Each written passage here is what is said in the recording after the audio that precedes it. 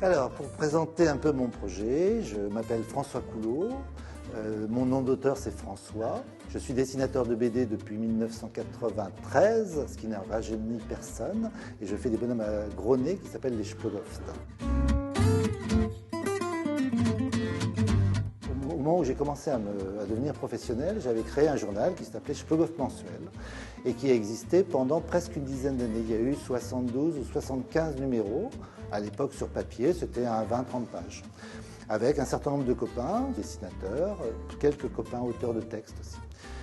Et puis ça s'est arrêté pour diverses raisons. Je suis parti vers d'autres aventures un petit peu différentes. J'ai commencé à peindre des femmes, qui est une des activités que je fais aujourd'hui. Je dessine des femmes en très grand format.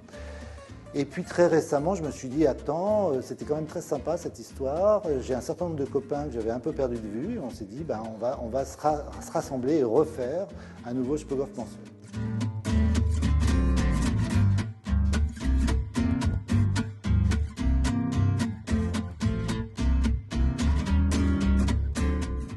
Donc il vient de ressortir là au début janvier, avec un premier numéro, une dizaine d'auteurs.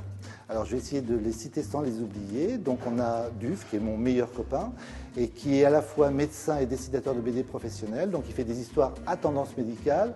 Et ce qu'il nous présente dans le journal, c'est Chabouillard, qui est un grabataire merdo propulsé dans un hôpital et toutes les aventures qui peuvent arriver. C'est une BD qui était parue en album il y a une quinzaine d'années et qu'on reprend, on reprend les planches pour le journal parce que moi j'adore, ça me fait rire, c'est très Rise.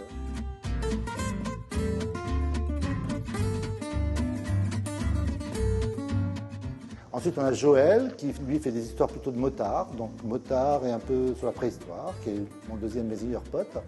Ensuite, on va citer, pour ne pas oublier grand monde, Christophe Delvalle, qui est un dessinateur professionnel de Bordeaux. Alors, il nous fait une petite BD qui est une sorte de satire du journal lui-même, ou alors des dessins de presse. Il a beaucoup fait de dessins de presse. On a Nathalie Lapointu, qui est du coin et qui fait de la peinture, des dessins, et qui, pour cette histoire-là, nous raconte l'histoire d'une personne, dessinatrice et peintre, qui devient aveugle, parce que c'est ce qui lui arrive, c'est assez dramatique, mais c'est assez drôle, vous verrez. Ensuite, on a Lucie qui, chaque mois, nous fait 2 dessins un peu étonnants, un peu philosophiques, qui partent dans diverses directions.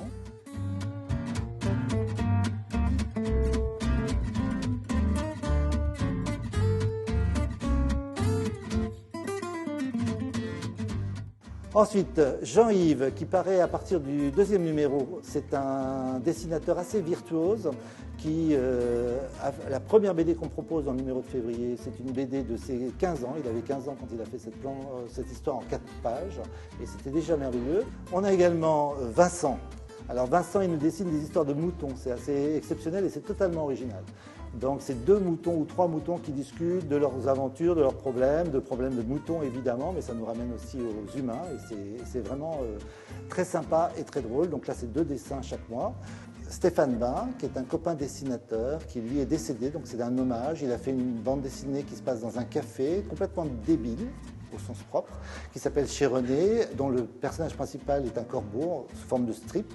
Et à l'époque, on devait faire un album, et puis il est mort avant, donc je voulais absolument lui refaire cet album. Donc j'ai un certain temps qui va durer comme ça de planches de BD à proposer sous forme de strip.